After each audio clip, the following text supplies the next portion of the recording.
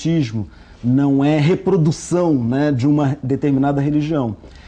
O fenômeno religioso estudado na escola, né, por esse viés da história, por viés existencial, como você destacou, é fundamental para despertar o que eu acho que é fundamental, que é a consciência crítica, né? E aí sim, a relação de uma determinada pessoa com o outro, com a natureza, com o transcendente, né? Com aspectos que estão ligados diretamente, intrinsecamente ao ser humano. Isso é fundamental. Né? Eu acho que você começou a destacar bem aí, você como historiador também que né, por formação, essa abordagem da história das religiões é fundamental. A história das religiões também sozinha não, mas também esse aspecto existencial, né? Essa consciência que o ser humano tem de si, do outro, né? Essa questão da alteridade, dos limites, do autolimite, dos limites do outro, da fragilidade do outro, solidariedade, são aspectos fundamentais. Eu quero ainda voltar nesse assunto, mas eu vou abrir aqui um pequeno parênteses, porque isso tudo que nós estamos conversando nos faz pensar sobre a formação, a qualificação do docente de religião ou de fenômeno religioso, qualquer nome que tenha. Em geral, professores de religião são aqueles que têm alguma experiência religiosa particular, não é? E que levam essa sua experiência para o âmbito escolar. Em geral, vão em nome de uma instituição religiosa, não é? São professores de outras áreas que assumem esse compromisso como que um complemento, digamos assim. Isso seguramente não é o mais aconselhado, mais indicado, né? Na sua leitura, professor, qual seria então, o melhor tipo de formação para esse professor? A questão da formação, eu acho que tem que ter um elemento que precede isso aí, deve haver uma equipe interdisciplinar para se pensar a matéria, né, ensino religioso. Aí sim, formando profissionais de diversas áreas e não apenas que tenha uma visão de uma determinada religião. E esse profissional, ele pode ter uma formação na área de filosofia, teologia, enfim, sociologia, antropologia, pode ser uma formação variada, e eu acho que é interessante que seja assim, mas eu acho que fundamental também é que haja uma equipe, uma espécie de conselho, né? Um grupo, né, de trabalho que vá pensar esta disciplina para que aí sim, se formar um currículo, a questão do currículo é fundamental, formar um currículo e aí sim, esse professor, em primeiro lugar, ele deve ter uma abertura para lecionar, e não simplesmente uma vivência de uma determinada religião. Isso não significa que ele não possa ter, né, seja proibido ter, mas um profissional da área de filosofia, de teologia, de sociologia, não sei, eu acho que o principal aí é a questão do currículo. Aí sim, um grupo de trabalho interdisciplinar, eu acho que é fundamental aí. Não sei se você concorda comigo. Eu vou fazer uma última colocação, professor. Gostaria que o senhor colocasse também a sua opinião.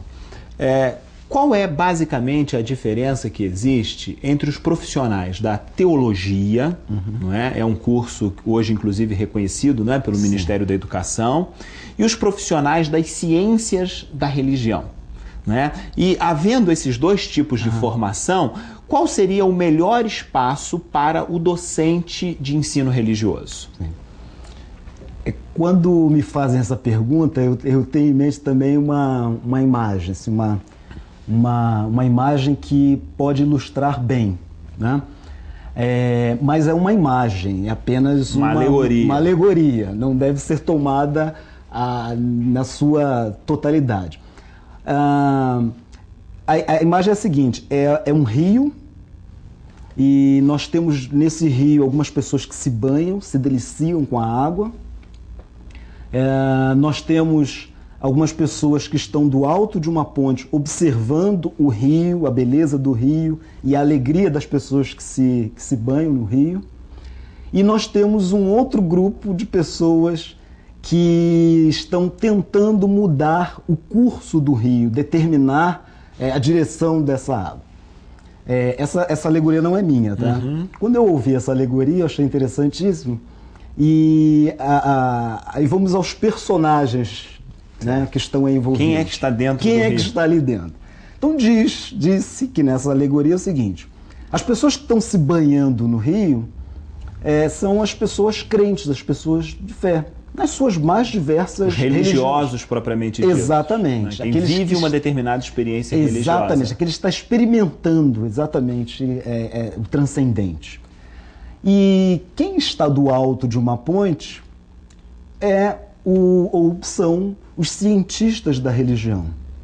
Que tomam um determinado distanciamento para analisar. Eles estão ali observando, né, uma visão panorâmica, não interferem nem no curso da água, tampouco tomam parte daquela experiência. E os que estão tentando mudar o curso, tentando interferir, estão envolvidos, tentam interferir, esses são os teólogos e teólogas. Eu não sou, embora eu tenha também uma formação em ciências da religião, eu não sou muito adepto de que um cientista da religião não pode se envolver com o fenômeno religioso. No século XIX, um teólogo aí, filósofo muito conhecido, Schleiermacher, ele combatia exatamente isso. Né? Vocês querem falar da religião, mas querem falar distanciado. Desde fora. Por que não pode falar a partir, né, dali de uma experiência vivida? Então eu acho que o cientista da religião ele pode ser alguém sim que experimenta, que vive, tem que ter pode ter essa relação. Por que não, né, não ter essa relação? Então, historicamente, parece que criou-se essa diferença entre o teólogo e o cientista da religião por causa dessa ideia de ciência como algo que não pode ter um envolvimento com o seu objeto. O apelo pela neutralidade científica. Suposta neutralidade. Né? Correto. Eu vou agradecer então ao professor Josias por esse nosso bate-papo. Esse assunto é um assunto muito profundo e que demanda muito tempo, né, para reflexão, mas nessa oportunidade nós vamos ficar por aqui. Quero agradecê-lo e já deixar um convite pronto para uma outra oportunidade. Eu que agradeço e até a próxima. Até a próxima. Nós estamos encerrando a edição do programa Os Tempos Mudaram de hoje. Conversamos sobre educação e religião. Nós entendemos que religião é algo da experiência das pessoas e, por causa disso, da experiência da família. Em casa é o lugar correto para se ensinar aquilo que crê, se ensinar determinados valores, determinadas doutrinas, determinados modos de experimentar o transcendental, Deus. Na escola, esse espaço não está fechado. Mas a escola não deve ser lugar para a pregação de uma determinada doutrina exclusivamente, a não ser que se trate de uma escola confessional, para a qual determinadas famílias encaminham seus filhos acreditando que aquele seja o melhor caminho em detrimento de outros. Para as outras escolas, para a escola pública, para a escola leiga, o melhor caminho é se esforçar para preservar valores relacionados à ética, aos bons costumes, à educação, à honestidade, à lealdade, valores que estão relacionados à humanização do ser humano, valores que nos ajudam a nos tornarmos, cada dia que passa, pessoas melhores. É nisso que acreditamos, é nisso que empenhamos o nosso trabalho. Nosso programa de hoje foi apenas um aperitivo de tudo isso, para que você possa também refletir sobre esse tema, sobre educação e religião. Escola não é lugar de ensinar doutrina. Escola é lugar de cultivar a tolerância e o respeito entre todos os coloridos religiosos. Nós vamos ficando por aqui. Escreva para programa@miosotes.com.br e até uma próxima oportunidade.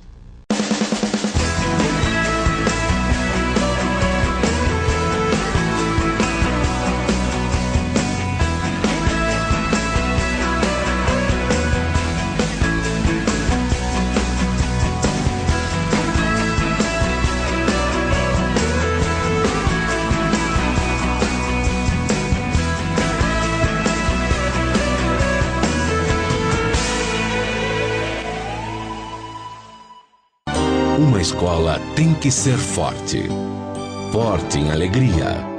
Forte em seriedade. Forte em conteúdo. Forte em princípios. Mas, acima de tudo, forte em valores. Educandário Miosotis. Do berçário ao pré-vestibular. Porque os tempos mudaram.